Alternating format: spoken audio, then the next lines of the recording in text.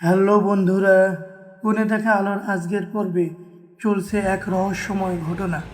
প্রতিদিনের এপিসোড সবার আগে পেতে আমাদের পেজটির সাথে থাকুন এবং আমাদের পেজটি ফলো দেন, এবং প্রতিদিনের ভিডিও সবার আগে পেতে আমাদের ভিডিওটি লাইক এবং একটি কমেন্ট করে জানাবেন, না হলে ভিডিও সবার আগে পাবেন না। চলুন শুরু করা যাক। অনুভব ও লাজু দৌড়ে নিচে আসে। পুরো অনুষ্ঠান বাড়িতে হইচই পড়ে গেছে।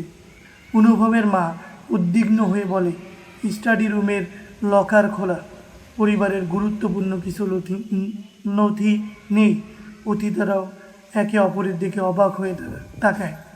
একজন আত্মীয় বলে, ঠিক যখনই সবাই অনুষ্ঠানে ব্যস্ত ছিল তখনই চুরি হলো। এটা আগে থেকে পরিকল্পনা করা। বনলতা সুযোগ বুঝে বলে, অনুষ্ঠানের মাঝখানে তো শুধু লাজুই হঠাৎ কোথাও চলে গিয়েছিল। তখন সবাই লাজুর দিকে তাকায়। লাজু নিজেও হতভম্ব হয়ে যায়। অনুভবের প্রতিবাদ। অনুভব সবার সামনে দাঁড়িয়ে বলে, কেউ কোনো প্রমাণ ছাড়া লাজুর বিরুদ্ধে একটা কথাও বলবে না। আমি জানি ও নির্দোষ।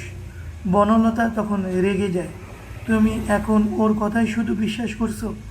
অনুভব তখন শান্ত গলায় উত্তর দেয়, বিশ্বাস অর্জন করতে হয়, আর লাজু সেটা অনেক আগেই করেছে। বাড়ির নিরাপত্তা রক্ষী জানায়, কিছুক্ষণ আগে একজন মুখোশ ঢাকা ব্যক্তি বাড়ির পিছনের দরজা দিয়ে বেরিয়ে গেছে।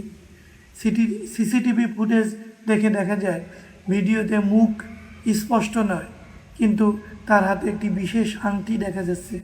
অনুভব আংটিটা দেখে চমকে ওঠে, এই আংটিটা আগে কোথাও আমি দেখেছি। অনুভব নিজের ঘরে গিয়ে পুরনো একটি ছবি বের করে।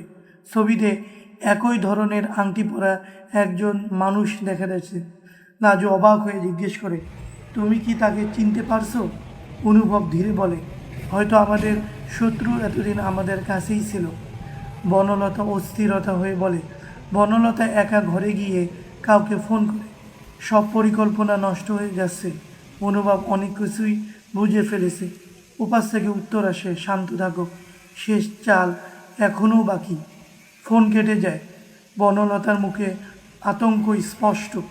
লাজু তখন সাহস করে অনুভবকে বলে, ভয় পেও না, সত্যিটা যতই লুকোনো থাকুক না কেন, একদিন না একদিন বেরিয়ে আসবেই।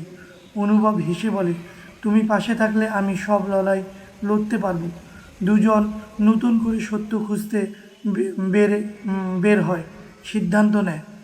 তখন বাড়ির এক কর্মচারী একটি খাম এনে দেয়। খামের উপরে লেখা, শুধু অনুভব চ্যাটার্জির জন্য।